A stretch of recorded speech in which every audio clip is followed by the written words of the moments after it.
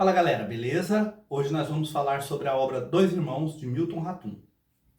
Essa obra foi publicada no ano 2000, é uma obra recente da literatura brasileira e é uma importante e considerada obra, que inclusive é solicitada em alguns vestibulares. Dois Irmãos é dividido em 12 capítulos.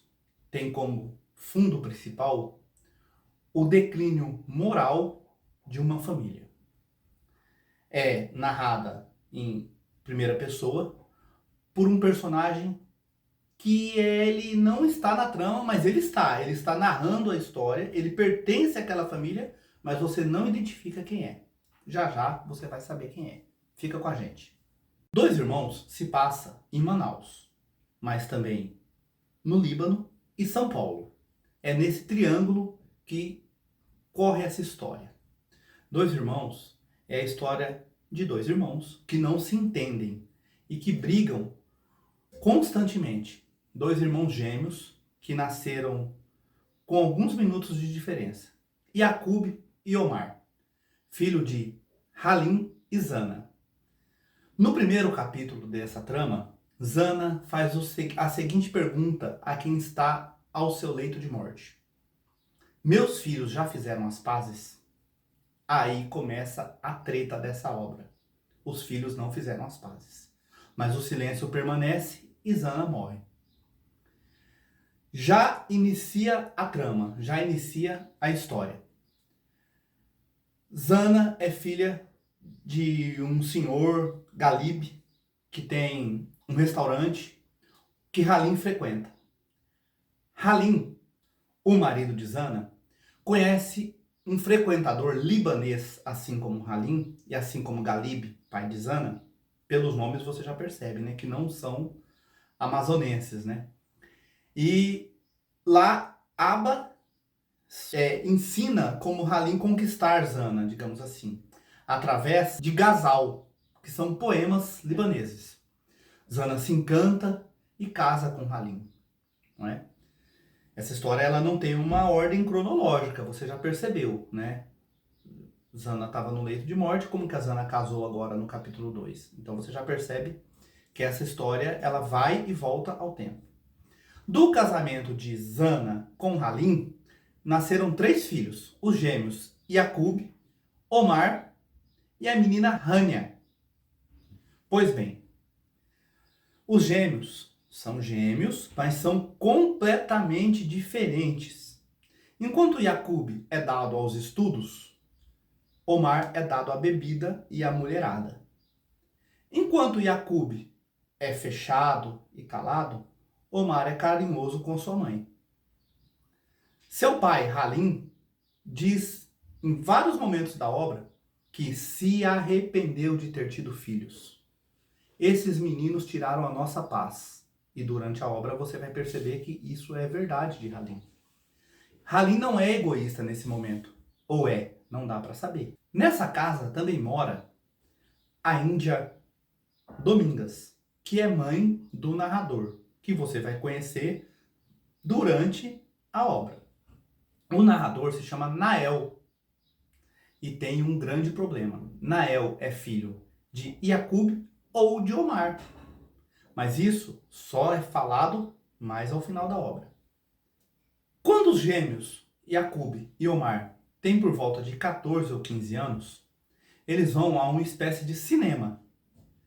E eles têm certos gracejos com uma moça chamada Lívia. Guarda bem esse nome. É um personagem importantíssimo dessa trama. Yaqub e Omar gostam da mesma menina. Durante uma apresentação de uma espécie de cinema da época, em Manaus, Omar vê que Lívia beijou Yaqub no rosto. Omar, lembre-se, que é o impulsivo, que é o dado à bebida, mas ele não era ainda nesse momento, desfere um golpe com uma garrafa no rosto de Yaqub. Causa um ferimento que fica uma cicatriz de meia-lua. É o que difere um gêmeo do outro. Ou seja, a diferença entre um e o outro é marcado pela violência de um deles. Chegando a certa idade, os pais, Halim e Zana, decidem enviar Yacoube para o Líbano, para a guerra. Ora, não dá para os dois ficar juntos, eles vão acabar se matando. Yacoube se sente traído. Ué, mas eu sou dado ao estudo, eu sou obediente, e vocês vão mandar eu para a guerra? Por que vocês não mandam Omar? Omar era o caçula. A mãe tinha um pouco mais de afeto por Omar. Até porque Omar era o mais afetuoso com a mãe. Isso causa um mal-estar em Yacoube danado. Mas imagina, né? Você é o estudioso, você é o obediente, você tá com a cicatriz no rosto feita pelo irmão que é maluco. E vão te mandar pra guerra? Beleza. 5 anos depois, Yacoube volta da guerra e volta silenciado. Não conversa, não troca ideia, poucas ideias com a mãe, com o pai, tá revolto o cara. E Zana resolve fazer uma festa de recepção a Yacoube chegando do Líbano. Quando o Omar chega em casa, percebe essa festa, a mãe fica mais feliz pela chegada de Omar, que veio dali do boteco, do que de Yacoube, que veio do Líbano. Yacoube já percebe, nada mudou com os 5 anos que eu permaneci na guerra, né? Omar era maluco. Para você ter uma ideia, o Omar deu um soco no professor Bolislau, feriu a boca do professor. Ele estudava numa escola chamada Liceu Rui Barbosa, o Águia de Aia, mas vulgarmente era chamada essa escola de Galinheiro dos Vândalos, para você ver o naipe do menino Omar. Omar só se deu bem com um professor, chamava-se Antenor Laval. Laval era um professor, digamos, de esquerda. Ele era um professor que gostava do iluminismo, dos poetas franceses, ensinava bastante sobre sindicato a Omar. E Antenor Laval, uma coisa importante, é que ele foi morto pela polícia em 64, não é? Isso nos mostra uma crítica aí do autor à repressão militar, à repressão da ditadura militar, no seu início ali em 1964. Omar também se envolvia com mulheres dançarinas de casas noturnas e trazia para dentro da sua casa, o que deixava sua mãe, Zana, enlouquecida. O interessante é que Omar se envolveu com uma mulher de nome muito engraçado, Palmulato. Também se envolveu com uma mulher chamada Dália.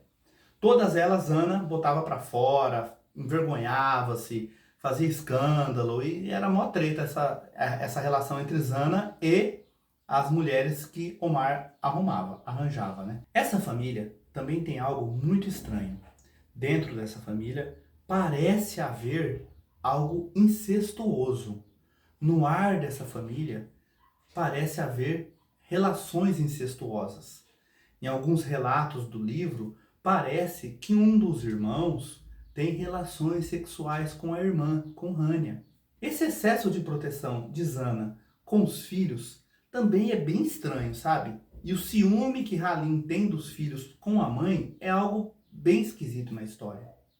Pois bem, Yacoube voltando da guerra, analisando o contexto, como está a sua família, ele viu que aquele lugar não dava para ele e vazou para São Paulo. Foi fazer engenharia em São Paulo. E lá ele se casou. Estava vivendo uma vida muito tranquila, sempre questionado pela sua mãe, Zana, quem era a sua esposa. E ele, não contava de jeito nenhum. Não, tô de boa aqui, não vou falar sobre a minha esposa, não vou falar sobre a minha família, deixa eu de boa. Omar continuou em Manaus dando maior trabalho, brigava e se envolvia com bebedeira e chegava bêbado com mulher em casa. Quando Halim acordava, tava lá, os dois deitados no chão. Era mó treta. Então, os pais tiveram a brilhante ideia de Jerico de mandar Omar para São Paulo para Yacoube cuidar dele. E Yacoube falou, mas não vai dar certo. Esse cara aqui, ele só dá trabalho. Mesmo assim, Yacoube aceitou. Alugou um lugarzinho para Omar, falou, comigo não vai morar. Eu vou alugar um lugar para ele morar. Ele mora lá naquele canto dele lá. E Omar foi morar sozinho. Mas Omar se envolveu com uma mulher que fazia limpeza na casa de Yacoube. Omar conseguiu acessar a casa de Yacoube e, para surpresa do leitor, ele descobriu que a esposa de Yacoube era Lívia. Aquela motivo do corte, da cicatriz no rosto de Yacoube. Omar ficou ensandecido. Não, ele está com ela, não pode estar com ela. Então Omar resolveu riscar todas as fotos que ele encontrou, fez desenhos obscenos nas fotos e voltou para Manaus, ensandecido. Pois bem, Yacoub está em São Paulo, Omar está em Manaus, bebendo, curtindo a vida, um bom vivan, gastando o dinheiro do pai, que já não está muito bem das pernas, que já está meio ali, meio lá e meio cá, bebendo pra caramba, enchendo a cara de arak, que é uma bebida libanesa. Eu sei que no meio dessa história, Halim morre, deitado no sofá. Omar, essa é uma cena muito estranha. Omar começa a xingar o pai, que está morto. Ele não tinha coragem de enfrentar o pai em vida, mas enfrentou o pai pós-morte. É uma cena um pouco pesada. O pai morto, Yacoub resolve voltar para Manaus. Yacoub resolve voltar para Manaus. Rania tá tocando o comércio do pai, meio, né, lá e meio cá, o pai morreu, ela não tem muito domínio dos negócios e tal. Rokiran, que é um personagem que surge, amigo de Yacoub, né, resolve comprar o comércio deles ali e montar um hotel. Rokiran já pagou o projeto, lembre-se que Yacoub é engenheiro, para Yacoub. E quando estão começando a negociação, Omar se sente traído. Omar fala, pô, como é que você faz isso sem me avisar, sem me consultar? Mas o Omar era um pingaiada, o Omar não tinha condições de ser consultado acerca da viabilidade de um negócio, de um empreendimento imobiliário dessa magnitude. Mesmo assim, Omar fica ensandecido e agride Yacoub novamente. Aí Yacoub falou, opa, agora não, cara.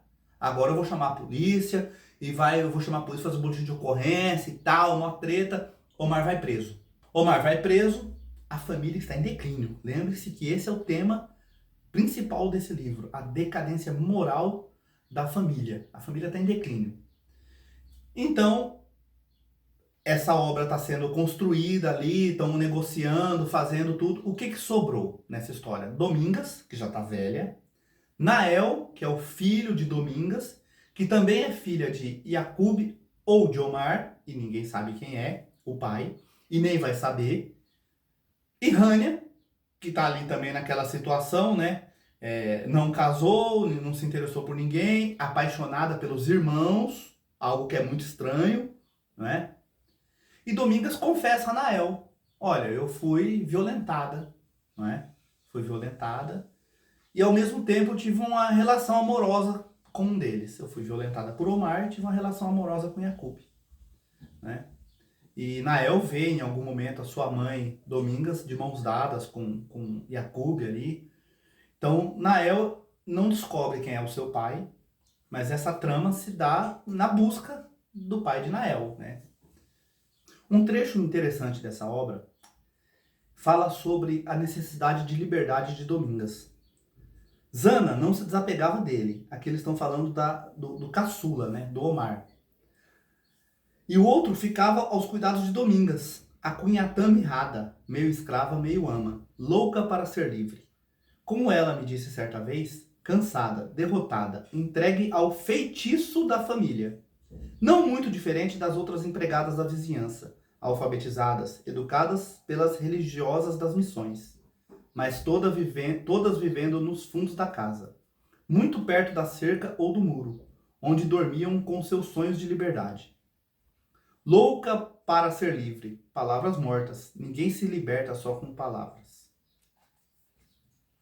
Sendo assim, a gente entende que essa obra ela vai e volta no tempo, ela não tem uma ordem cronológica específica.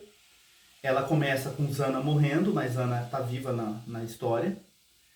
Halim morre, fica Domingas e Nael na sua casinha de fundo, que foi a única coisa que sobrou dessa residência em decadência literal, porque a casa ruiu para a construção desse hotel do Rochiran. No fundo ficou a casinha de Domingas e de Nael. Nael apaixonado pela sua tia Rania, que é irmã dos gêmeos. E os gêmeos, um deles é o pai de Nael. Nael teve um contato físico mais proeminente com Rania e ficou como herdeiro da casa. Ficou como o herdeiro ali do que sobrou. A casinha de fundo ficou para Nael. E essa é a história da obra Dois Irmãos, de Milton Ratum. Pontos interessantes para vestibular. Existe aí algo meio que metalinguístico. Nael, quando escreve essa obra, quando ele narra essa obra, ele fala sobre a importância de escrever. de deixar essa história contada. Olha que interessante. Então, é um livro que fala sobre a importância de deixar escrito. Tema principal, o declínio moral e o declínio físico da casa, né? As pessoas morrem, as pessoas declinam mesmo. Um outro ponto interessante é a intertextualidade que essa obra tem com outras obras, com outros textos.